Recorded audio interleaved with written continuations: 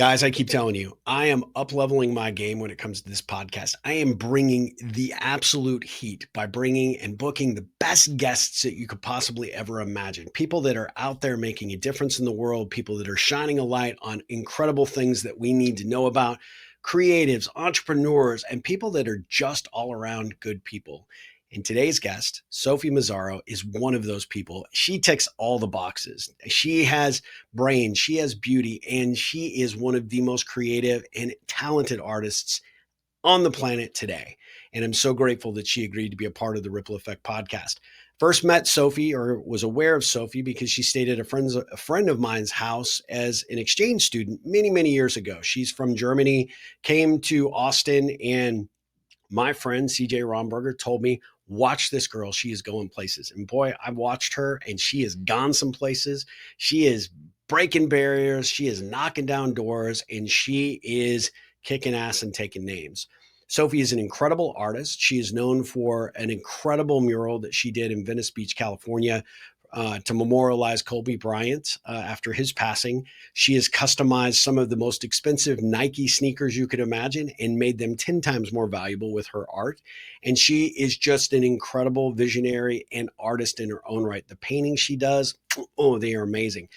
I wish that I could have acquired one of these early days because now I can't even afford her work, but she is in demand in such a big, big way. She is not only talented, but she is a smart, creative business person and a hell of an entrepreneur. And I can't wait for you guys to meet her.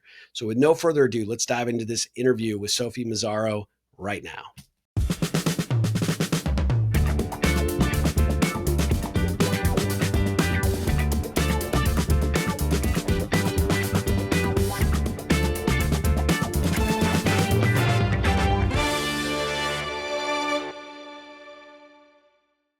Sophie, welcome to the Ripple Effect podcast. I am super excited for this interview. How are you doing today?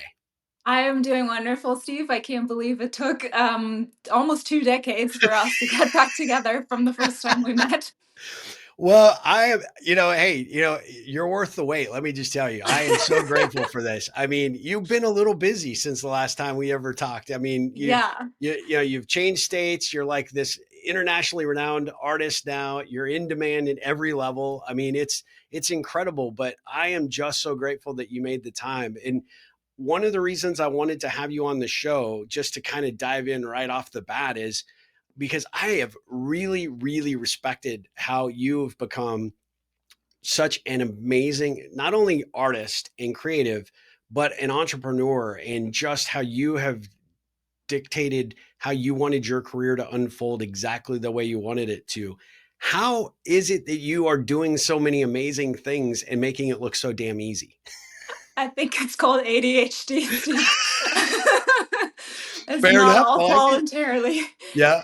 Yeah, I think being an artist, I do think there's those two types of people, the ones that see the world in an artistic way and in color palettes and like contrasts and how artists see the world, and then Yep. the other people that have the IT side and the more logical, like my parents, weirdly, they're all in IT. Oh, really? But yeah, so I am the only one that went the complete opposite way.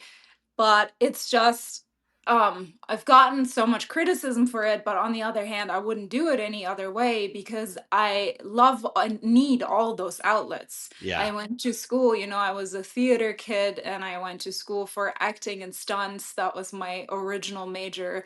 And then I just kind of left that industry over how toxic it was in Yeah. LA. I just didn't like that somebody else gets to dictate if you're gonna be someone, or if Yeah. you're gonna be successful in cast. Oh, but you don't have the same last name as one of the casting directors, or you're not willing to do any favors. Like my Yeah. morals never changed living Yeah. in LA. I'm still the same German girl, I think, just a little tougher after 14 years in LA. But I was just never ready to compromise any of my morals Good for to be you. successful in that. And then I just thought, being an artist, which is something I've done since I was 6 years old, like I've always drawn. Yep. And that's something where no one can tell me that's not good enough, where Yep. no one else gets to say, no, like you won't be in this project because you get to decide that yourself. And I just kind of started doing more of those, and I got thrown into a project called Graffiti Mansion, which Ooh, this crazy millionaire in Las Vegas flew in 8 artists from all over the world, and we painted his gigantic mansion in 2.5 weeks, 22-hour days. I'm not joking, like two wow. hours of sleep, 30,000 cans of spray paint. And in the beginning, I was so typical German. I was like, hey, I've never done anything on this scale. Like, I don't know. Americans will always say, like, yes, I'm in, even if they don't have the experience. No And the German in me is like, I don't know if I can do this. yeah, But he said he's seen my work and he thinks I'm capable of doing this and flew me in. And that's awesome. that was the beginning of doing murals because I was just like, I guess I can do this. I And I love that. And, did was he doing that for, like, a reality show or just because? I think he's just an eccentric millionaire who, yeah, Well, wanted to you do gotta it have to. a few of those in your network. I mean, that's not a bad, not a bad person to know, right? No, it's not. And even though the project itself, it was hell.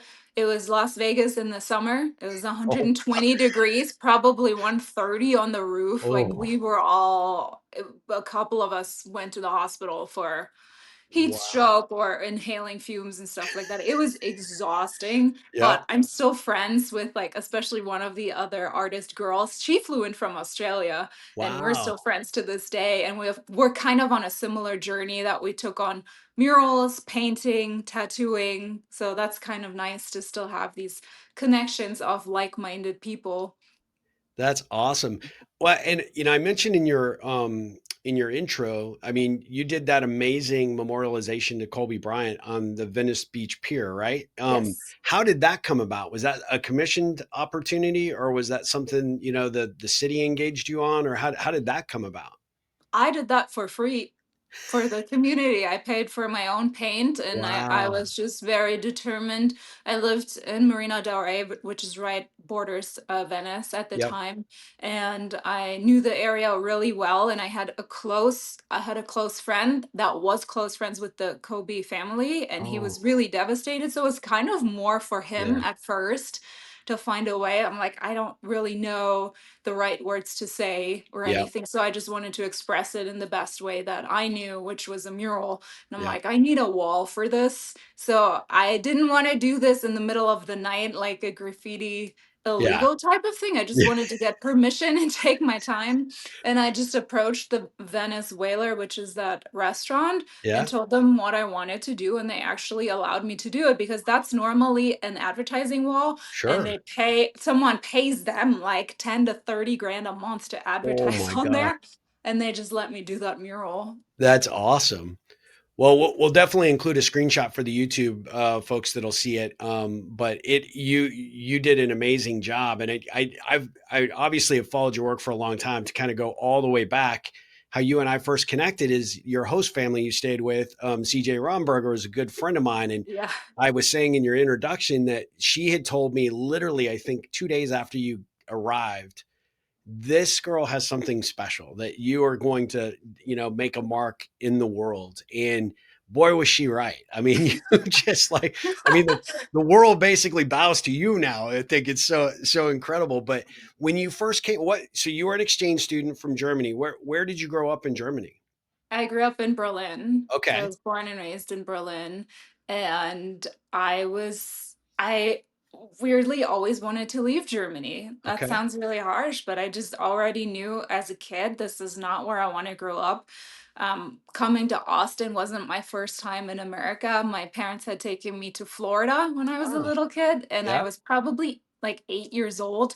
And I just remember standing in the first grocery store there Uh-huh. looking at the cereal aisles and like all the beach and big pools going on. Nobody in Germany had a pool and the Yeah. big cars, and I was like, I want to live here. That's where I'm going. Yeah. So it's partly my parents' fault probably for introducing me so early. But then In school, I was just tired. It's always cold. Like the weather is so bad in Germany. That was probably one of the biggest factors. Just waking up and it's dark, Mhm. going to school. Like right, I rode my bike to school in on ice and snow. Ooh. Coming home when it's dark. Then somebody forgot to heat the school over winter break, so you take Uh-oh. an exam and gloves on. I'm like, no, I want to go somewhere else. And then we found this exchange program, and you don't get to pick where you go. Okay, I didn't know You that. get to pick a region. Yeah, And me and my dad looked at his gigantic atlas, and we're like, "Oh, Texas is really big. You should go there." yeah, That's how it came to be. And then I was originally going to be placed in Round Rock, and okay. the family fell through. So Oh, I had a okay, I kinda ticket remember that, yeah. booked.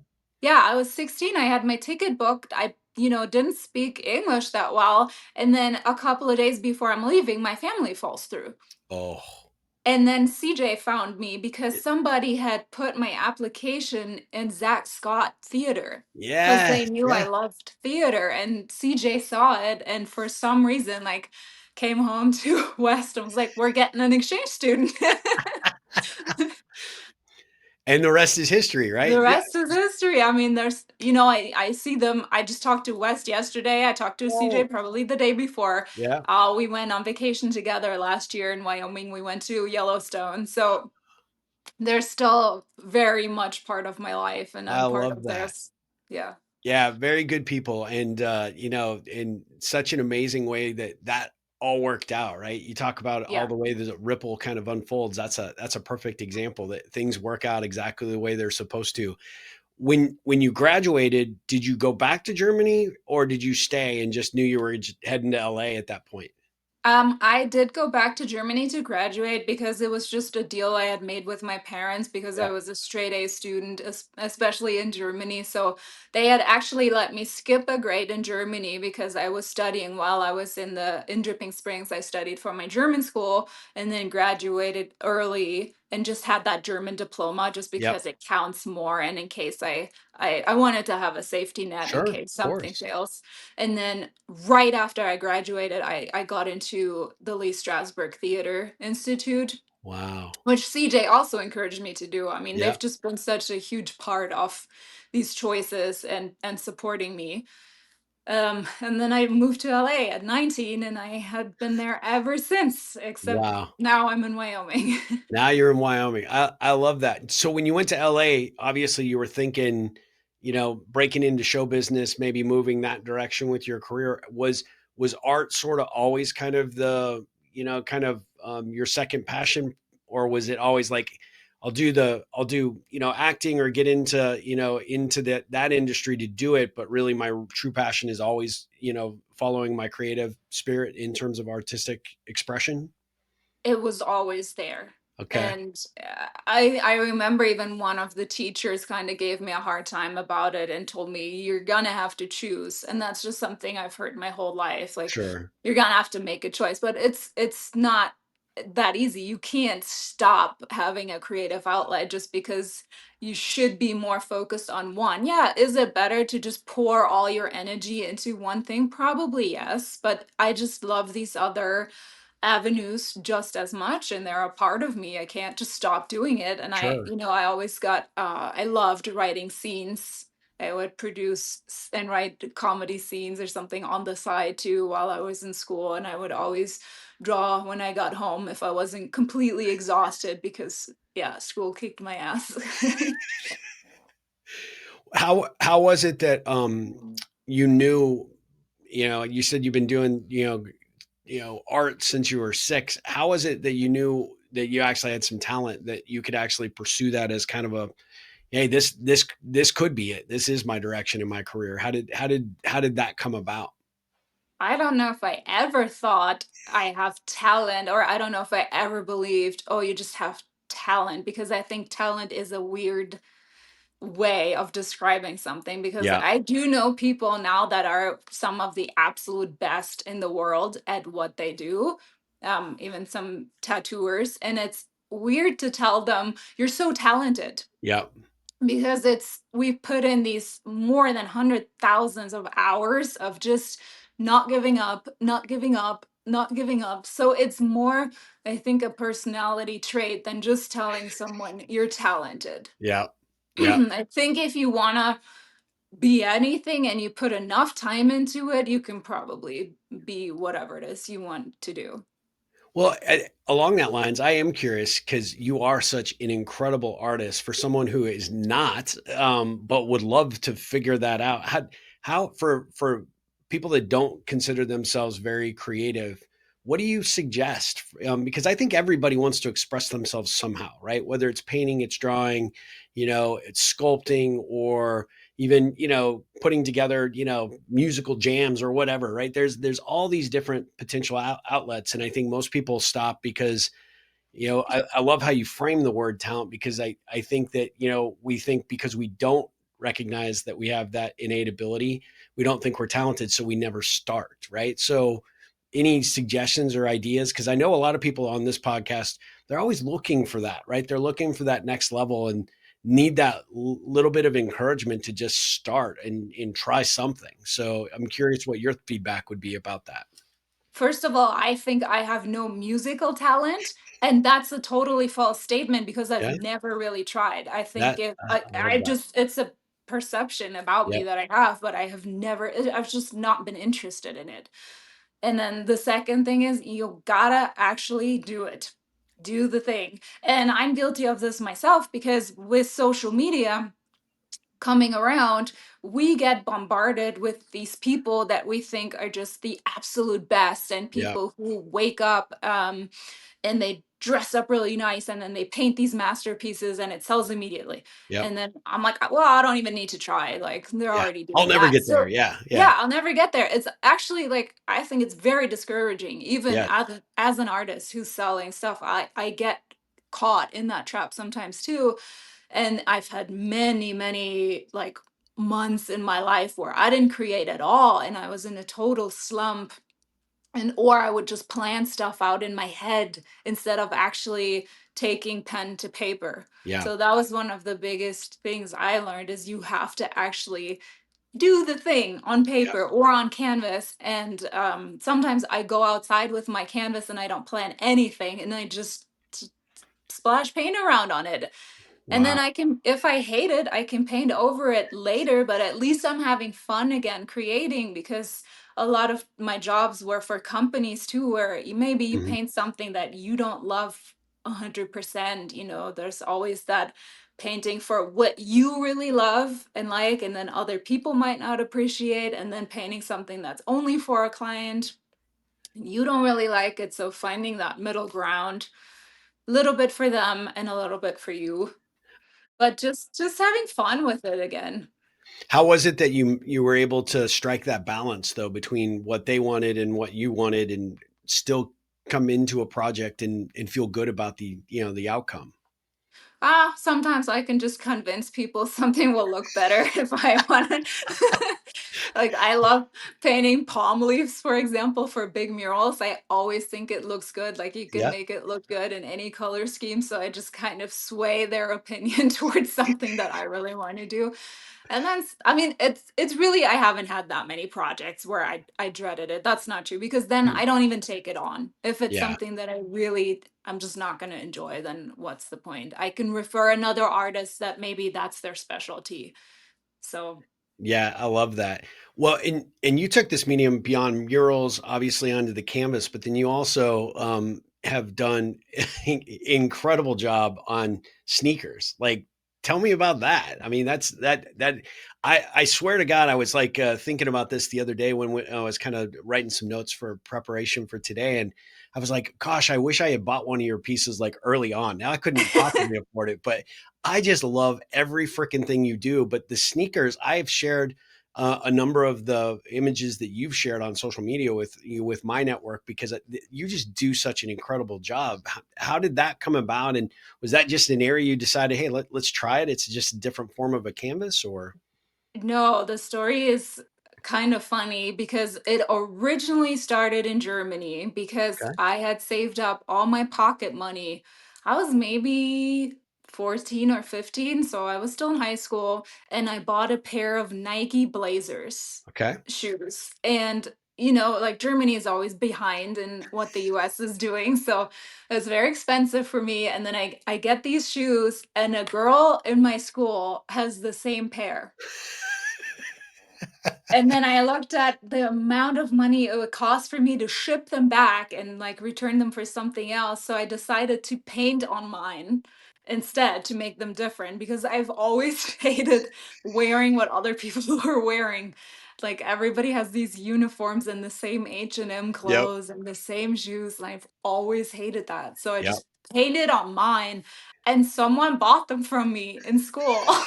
And then I rode my bike home on socks. Oh, no. I was like, fine, I made my money back. I don't need to Yep. send them back. I'm gonna turn up the brightness. Okay. Oh, that's And then awesome.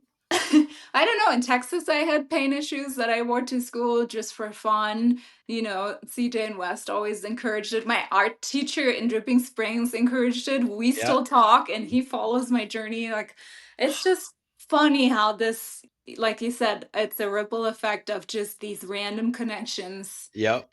Somehow we got connected, somehow we're still connected. I was even a bridesmaid in some of my classmates' weddings in Austin. Yeah. That's awesome. Yeah. I love that. And are you still doing the sneakers, or is that like you kind of moved on from that, or So I only kind of moved on from the sneakers because I wasn't charging what they're worth. yeah. That was honestly on me. So I got bummed out on, I did a ton of them. I Okay. probably did like 100 pairs or something. And Wow. I got a lot of, I had big clients like Clayton Kershaw from the Dodgers. Like, that was one Wow. of the highlights of my career, when when you get a call from Clayton's wife and she's like, "Hey, can you make us the shoes Yeah. for Clayton's for the gala?" And I'm like, "Yes." Yeah, sure. Like, why not? That was the ultimate, full circle when you're an LA resident and you get to do something for the Dodgers Oh, gala. yeah. Um, I will still do them, if especially if I have existing clients that I treasure, and I always, I treat every client, whether that is a Clayton Kershaw or just a normal person, I treat them all the same because they all support my art business the same. So one is not more important than the other.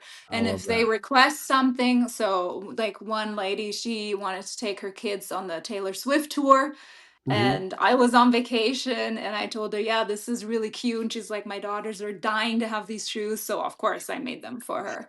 But it's more on request now with people who know that I do them. If you followed me long enough to know about the sneaker face, Yep. then yes, you deserve to have some made. I just gotta save up some pennies first. I got yeah, yeah. Yeah. I'm not sure I can afford your going rates, but I mean, your work is incredible. I mean, I love how you did it. I mean, I think one time I saw one of the videos where you kind of did the time lapse of one of the pairs that you were working on, and I just loved watching the process sort of unfold in your mind as to what you were going to do and how you're going to do it.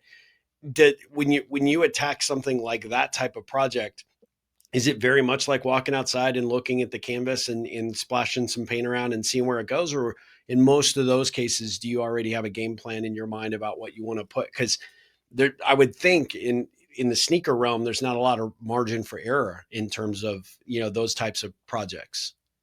I only recently, as in 2 months ago, started having a game plan for canvases. For example, where I talked to another artist and she was like, "Yeah, what's your painting process?" And I was like, "What do you mean?" I just start putting paint on it and then see what happens. And she's like, "Oh no."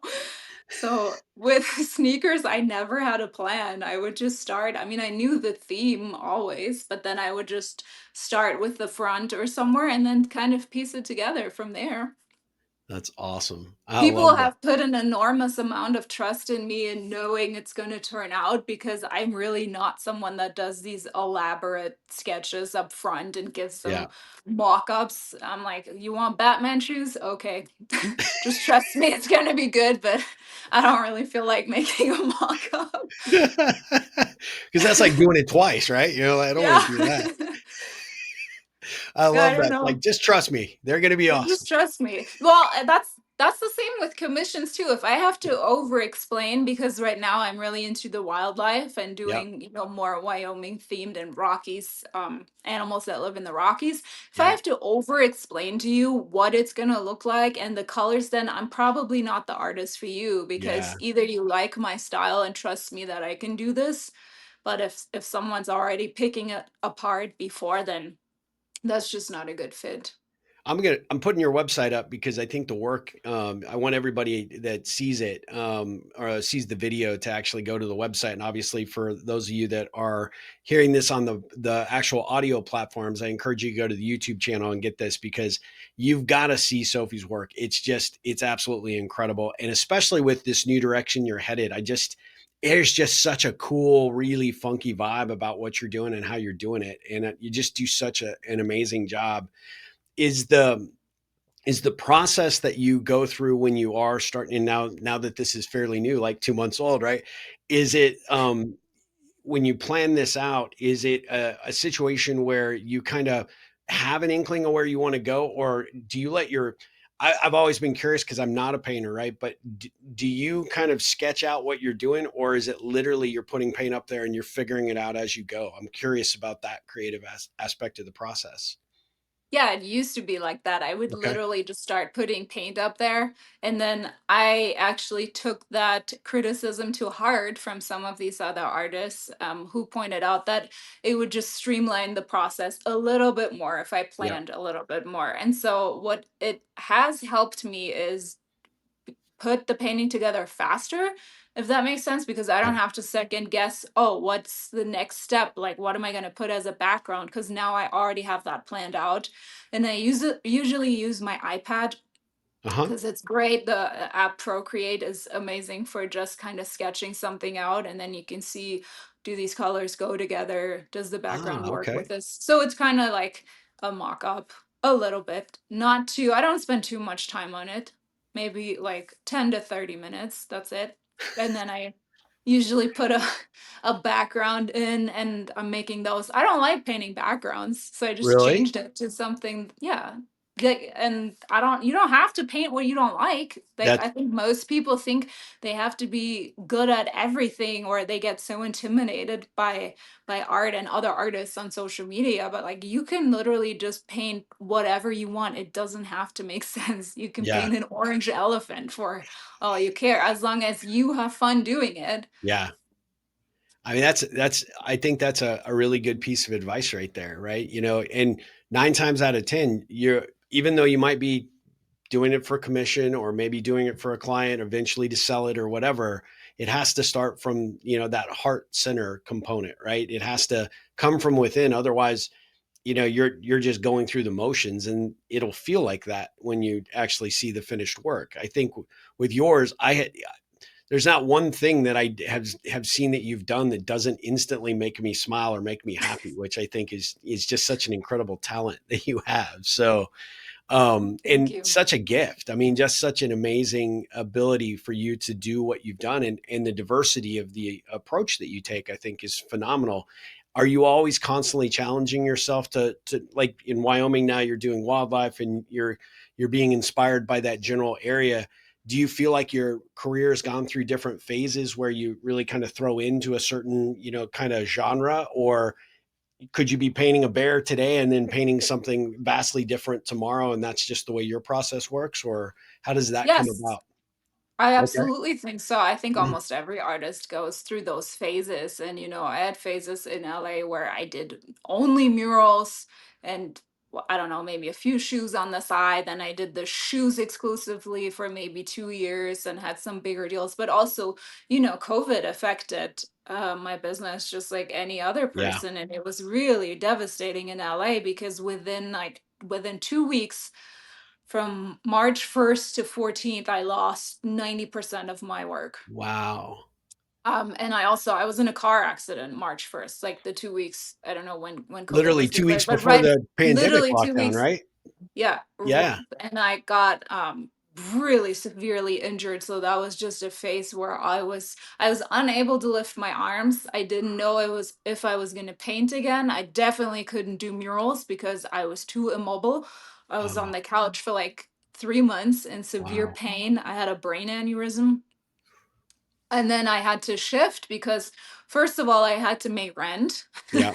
Yeah. I did not get any of the assistance that so quickly ran out in Uh, California, yeah. but I started sewing masks for people like that wanted custom, just personalized ones. People Yeah. were tired of wearing the same surgical mask that Yep. everybody had, and they just wanted to have a little fun in hard times. So I started making those from home and made that a booming business, and then burnt out really quick after like 2 or 3 months of 15-hour days. So I'm like, I Yeah, can't do I this. saw that in one of your articles, like, you didn't expect it to take off like it did, and then, it's like next thing you No. know, it's like 15-hour days doing custom masks. Yeah, I was like at the post office 7 times a day. They knew me by name. I'm like, Sophie's maybe I back. should scale back. So it always shifts, and I think you have to adapt, and you can't be super like I only want to do this and I only Sure. want to do it this way, because with the way technology is going too, you have to kind of adapt and go with it, unfortunately. And I say that as someone who really, I've never fully embraced social media for what it is, because I've always seen those darker sides Yeah, of it can really harm creativity, and you just end up comparing yourselves to all these other people and you don't even know if their life is real. Like, that's right.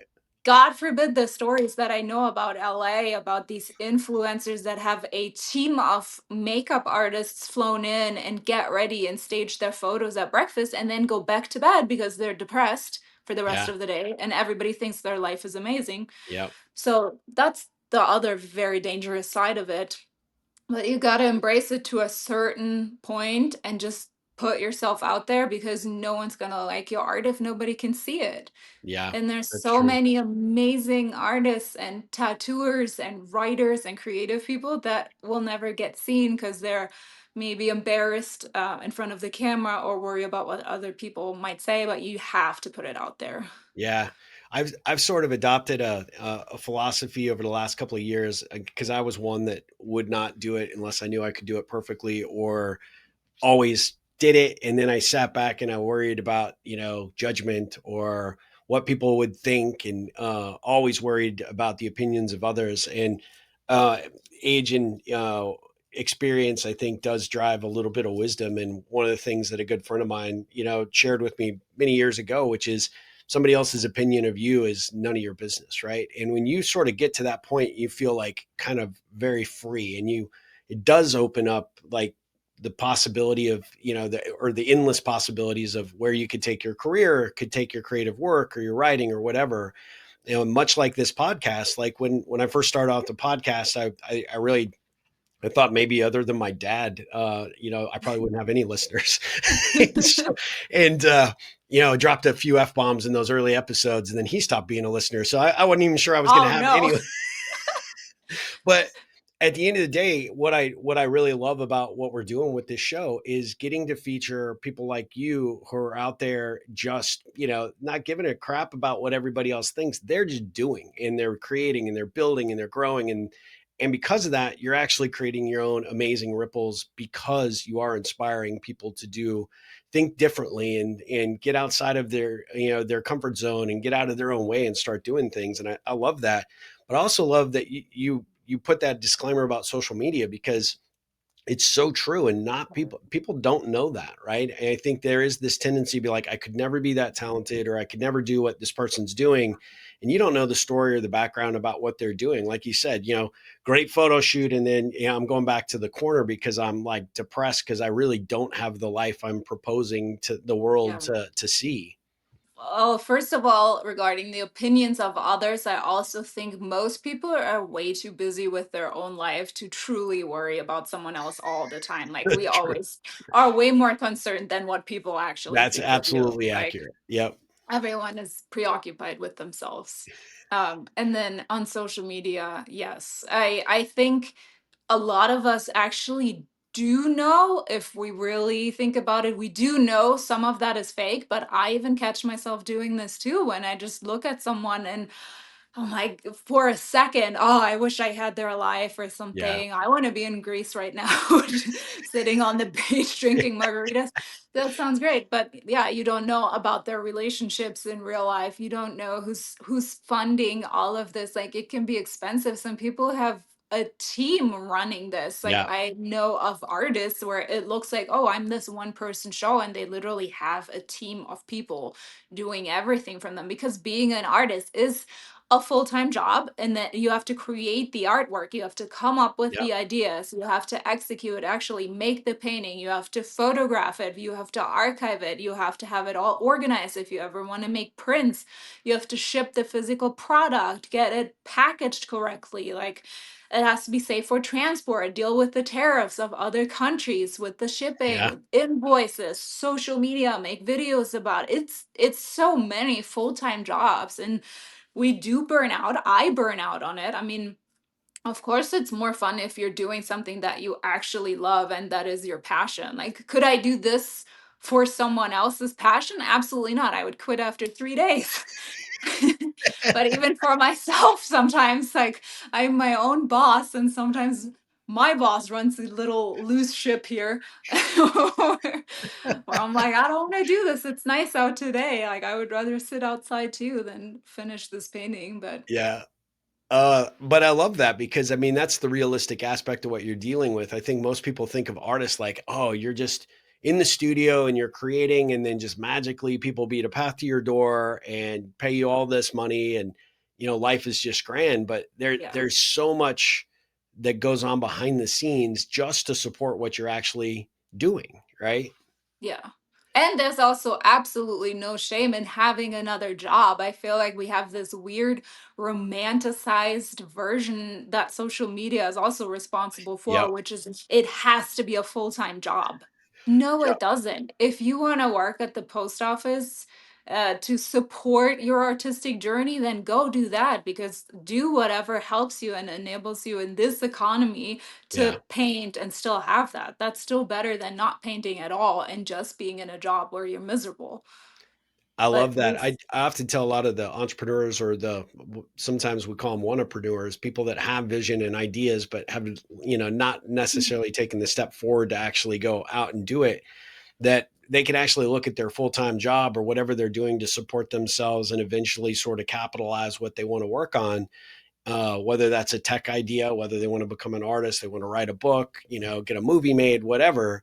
All of that is actually just, that's just your investment capital. That's your seed capital. You're investing in yourself by, going out and getting those opportunities to fund, like you said, whatever it is, right? Paint, your canvases, your, the ability for you to do the work has to come from somewhere because the money just doesn't uh, fall from the sky. art is really expensive. Like It we is. just went to the art store a couple days ago, and I think we bought like 5 brushes and 3 paints, and it was like $270. So the people that complain about how expensive art is have no idea Yeah, it's not a cheap hobby that you do on the side. If you want quality paints and quality canvas, it costs a lot of money. it And does. so if you need a second job, or just a job that's not for yourself where you get an actual paycheck, of course do that. I mean, I kind of have tattooing on the side.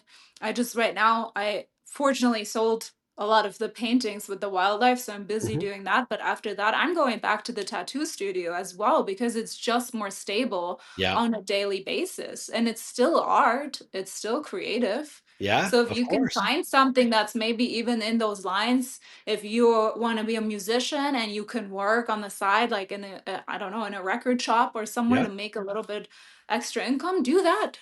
yeah. Yeah, I mean, and like you said, part of those jobs can actually help you sharpen the saw for the main gig, right? The main thing you wanna do, and that's what I would envision, when you're doing tattooing is you're getting an opportunity to play, it's just a different canvas, and, Yeah. something you do for a client could inspire the next great idea that you wanna do for your large painting. but also you create work under less stress if you have money coming in from Yeah. somewhere else. I think Yeah. that's one of the biggest things too. We get like that's where the real starving artist metaphor comes in, when you just don't have rent money and you're just desperate to sell something, then it usually doesn't work that well. Right. But when you're good, like your rent is paid and you have money, then you can create truly from being content and not under the stress of, oh, I need to make X amount. Yeah.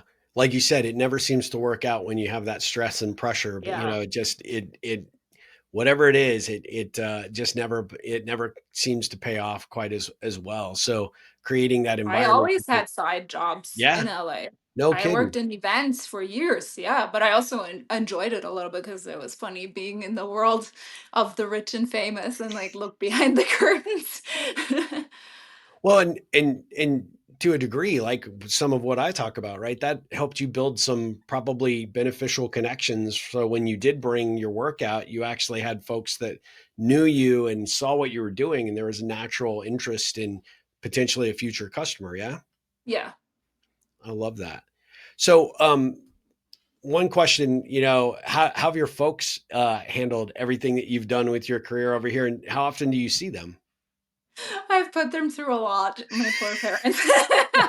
But that's what They you did not get for pay me to having. ask that question, by the way. I'm just saying. No, they, signed up for it, then they decided to have a kid. I Yeah. mean, from sitting through my performances when I was in middle school, like, I would do reenactments with my stuffed animals in the audience, and I would perform sketches for them over and over and over.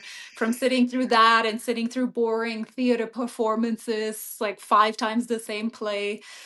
No, they are very, very supportive. I'm Yeah. very lucky to have parents like that that always had my back, have never treated me like you should pick a real career, because Yep. both of them are super high ups in the IT world. My dad was one of the top executives of IBM in Germany, and my Wow. mom my mom also started at IBM and then went and formed her own company and was is in the who's who Germany for IT specialists for data storage. Wow. But they've never pressured me. I've taken one course in IT, like fundamentals of IT, and I told my mom I wanted to die a slow death. I could do it. I got a straight A in the exam, and I'm like, I can do it, but I really don't want Yeah, to. And she's like, okay, like you tried. Um, and they are so supportive. They've come to a lot of my art shows. that's My awesome. mom was in LA when I painted the penthouse, because I painted the tallest mural in America in the 72nd floor of the US Bank Tower in LA. Really? So my mom was there for the unveiling of that. That was super cool. Wait, so, like, tell us about that project. Like, were you dangling off a building or something? Or, like No, it was the inside. okay. I was gonna say, I must have missed this. This is Yeah. It was the inside. It was just LA local artists like paying tribute to LA, and I painted a beautiful like Mexican heritage mural, Oh, very vibrant with the Mexican flowers that were inspired by the tiles they have in oh, Mexico and the colors. But that was one of my favorite projects. So they've been a part. I've taken my dad on mural jobs when I'm painting, or my mom. My mom helped me paint one where I was under a deadline, and I'm like, here, pick up some blue and fill this in real quick. it So was a team they're very, effort. It yeah, they're actually both very creative too, even though they have that logical IT brain. Like both of them are creative in their own way. And I build a lot of stuff with my dad. We love building stuff and fixing things, very German, around the house. And we're gonna build a fence probably next year. And ah, they love Wyoming. They're very happy. I think that's the best gift I could give them, was get the hell out of LA, because now they're not so worried about me all the every day. time. Yeah. Yeah. And I'm working on getting them. They just got approved for their green card, which is Oh, very cool. exciting. That Yeah. was like a 4 or 5 year endeavor. Even Oh, though I'm a U.S. citizen, it's just very difficult to get for them. But hopefully, in the future, they get to spend more time here as well. do you ever see them living here once they retire, or is Germany still just a home for them? I hope so. No, they Yeah. really like it here, especially Wyoming, because they say the same stuff. The people are super nice and friendly, and you can just they're genuine. You can make genuine friendships. They get invited to more stuff than I do. My mom can go to Boot Barn and have 3 invites somewhere to parties or at local events. Like Oh, they that's are both very sociable and just have way more of a social life than I do. which is very ironic for IT people. That's like that. Yeah, Yeah. that's not normal. Well, my mom is also like I call her the Elle Woods of IT in her whole pink Yep. suits just dominating in a department full of men. Yep. So Oh, I love that. That's cool. That's really yeah. cool. I like that. Well, I could talk to you all day, and I would. We'll have to have you back because there's just so much that I think that our audience can learn and benefit from just being exposed to you. But one of the things that we do on this show is we try to wrap this up with a few Ripple connection questions. Are you okay with that? Yeah, sure. Fantastic. So you're I feel like we got a sense of kind of where you wanted to go as a kid, but if you weren't doing, let's say, anything from an artistic perspective, whether it was acting or writing, in that genre or art, what would you see yourself doing if it wasn't that? This is really weird because it would probably be something polar opposite, like becoming an attorney. Really? Okay. Yeah. And why would it be like that? Why an attorney? I mean, you're an I'm exceptionally just great communicator, so I could see that being really, really good. just interested in the law and certain like how loopholes are written and just Yeah. yes how the law applies. I think I'm a very just person. I like to stand up for people who are wronged, so I don't know. I love that. What do you think, aside from creativity, which is an obvious, option here, but what do you think your superpower is? Oh. uh Languages and communicating. Okay. I speak 3 languages, and I've just always had a weird talent for understanding people that maybe don't speak a language and like communicating with hands and feet, and I somehow can figure out what they're looking for. What are the three languages? German, English, and French, and I'm learning Okay, awesome. Spanish. Yeah. Oh, that's awesome. I love that. But I like that approach. Hands and feet, I can figure it out. Yeah. That's what is one of the most favorite projects that you've worked on? Almost all of them. That would That's be a good really answer. hard, and I would be discriminating. I mean, Yeah, yeah, the bank tower was one of the best feelings, just being literally on top of LA and having helicopters fly by and wave at us as we were painting this yeah. mural, for the city that has given me everything and has given me these wonderful career opportunities and wonderful friends for life. So that was one of the best projects, That I think. I love that. Who do you consider your creative influence? Um, There's a lot of artists I look up to. Like there are amazing Western painters. I've found a lot of them recently. But I've also learned a lot from my boyfriend, who's one of the top 10 tattooers in the top 10% of tattooers in the world. Like he's Wow. incredible at what he does. And just his approach to that's where my telling people they're talented is not accurate because I see how hard he works at Yeah. improving just a Yeah. little bit. And I don't think it has anything to do with talent and rather with just being hard on ourselves and being our own harshest critic and just trying to improve a little bit and pointing out little things that over time will make such a difference. And that's I really love helped improve my art too, even if we butt heads about our approach. Because my approach is throwing paint on canvas, and his is like, no, break it down. Like, make a sketch.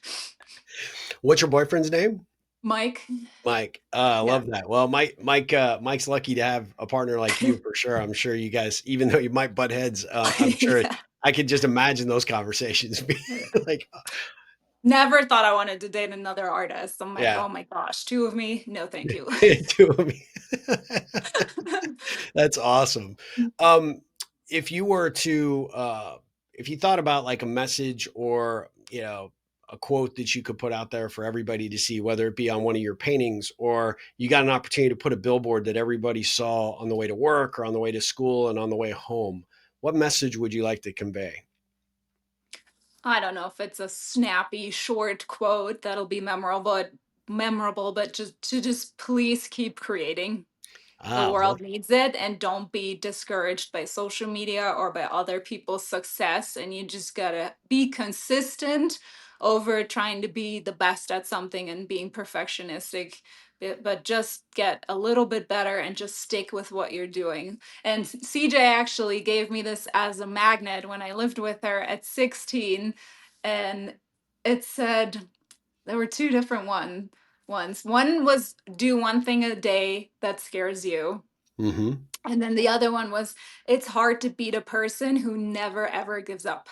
Oh, I love that. I love And that. I love that magnet. And Yeah, I always have that in the back of my mind, even on hard days. I'll have to tell her that I still know, but just you'll just have to keep going, even that's if it awesome. sucks, even if you don't feel like it. Well, I did not tell her that we finally connected to actually make this happen. So it's going to be a huge surprise to her, but she's going to appreciate the props for sure. I know that'll be awesome.